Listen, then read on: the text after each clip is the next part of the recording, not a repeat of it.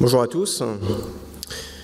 Alors on pourrait penser, si ce congrès n'était pas un franc succès au sujet de la rotule, que cette rotule reste le parent pauvre de la prothèse du genou. C'est en effet le dernier élément réalisé lors de l'arthroplastie. On apporte une attention extrêmement importante au positionnement du fémur, du tibia, finalement très peu à la rotule. Et concernant la navigation, fait incroyable, vous voyez que ça a disparu des navigateurs. On navigue sur des genoux patelectomisés. Il n'y a pas de rotule sur le navigateur. Alors pour autant, est-ce que ça veut dire qu'on ne peut pas naviguer le tracking patellofémoral ? Alors il y a eu des expériences in vitro sur la navigation rotulienne dans le but de couper parallèle à la surface patellaire, de couper de façon symétrique en médiolatéral et en supéro-inférieur, et puis surtout de restaurer l'épaisseur native de la patella. Ça a permis de montrer une certaine faisabilité de cette chirurgie assistée par ordinateur, avec une précision de coupe qui est intéressante et supérieure à la coupe conventionnelle, mais deux écueils ressortent. D'une part, le positionnement des marqueurs qui doit être à la fois visible, rotule luxée et rotule réduite, c'est difficile. Et puis d'autre part, le risque de fracture de rotule, puisqu'il faut fixer ces capteurs avec des vis. À ma connaissance, il n'y a qu'une étude qui a in vivo réalisé une navigation patellaire. On la doit à Belvedere en Italie, qui a réalisé 20 cas de façon un petit peu artisanale avec un système sur mesure. Et à ma connaissance, ça n'est pas réalisé en pratique courante. Alors, comme on l'a vu précédemment, le tracking patellofémoral, il n'y a pas plus dépendant en termes d'implantation de la prothèse. C'est dépendant de l'offset antérieur, c'est dépendant du positionnement des implants fémoraux et tibiaux, on vient de le voir, et de l'axe frontal, on va en parler. Or, tous ces éléments sont parfaitement navigables et on va donc réaliser une navigation indirecte du tracking patellofémoral. Alors concernant l'offset antérieur, on va déjà pouvoir optimiser le positionnement antéro-postérieur du fémur en le positionnant au sein du bone morphing qui est bien visualisé sur le navigateur, jouer sur sa position antéro-postérieure et le flessum de l'implant fémoral pour éviter l'overstuffing fémoral. On peut mesurer l'offset antérieur si vous placez le stylet de navigation sur un point fixe à la surface de la rotule. Vous avez la capacité de mesurer la distance entre le pointeau et la coupe fémorale planifiée dans différents degrés de flexion. Voici 3 screenshots à 0, 30 et 90 degrés de flexion. Et vous pouvez le faire avec la rotule native, avec la rotule d'essai et avec l'implant définitif. Amplitude a développé un module dans son navigateur justement pour naviguer le positionnement de la trochlée prothétique avec des vues d'un défilé trochléen à 30 degrés, 60 et 80 degrés de flexion.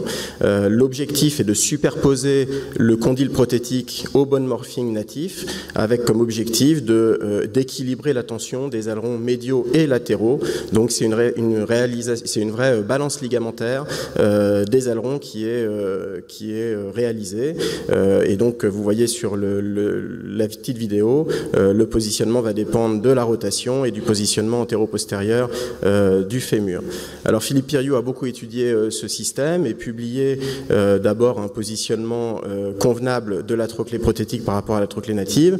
Et on peut s'inquiéter du gap balancing et de la rotation, puisque finalement, ça va être réglé sur l'équilibrage de ces ailerons.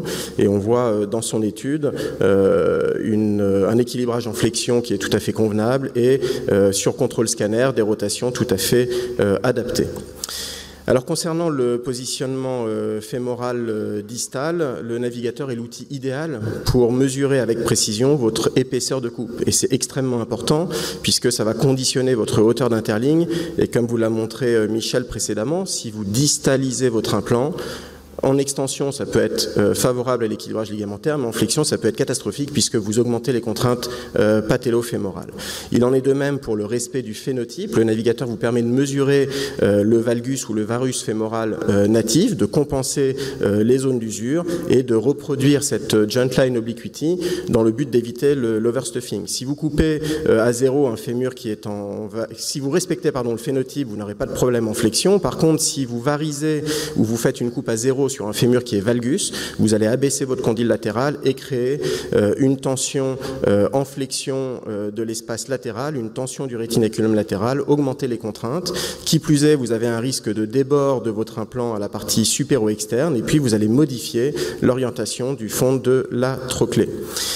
Tout ça a été très bien montré dans l'une des études de Charles Rivière, qui a simulé l'implantation d'une prothèse mécanique et très bien prouvé la déformation du modèle anatomique, puisque il y avait effectivement un overstuffing très important de la berge latérale et un déplacement du fond de la gorge trochléenne.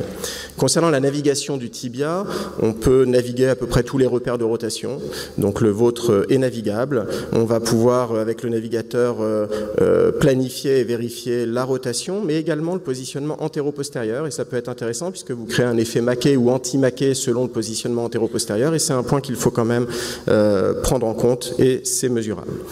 Pour terminer, concernant l'alignement frontal, vous savez que l'angle Q va être important à prendre en compte dans la cinématique patello-fémorale, et dans la suite de la description des phénotypes par Michael Hirschman, il y a cette classification qui la simplifie et qui est intéressante, la classification CIPAC, qui va créer 9 groupes en fait, en fonction de l'axe, mais aussi en fonction de la joint line obliquity.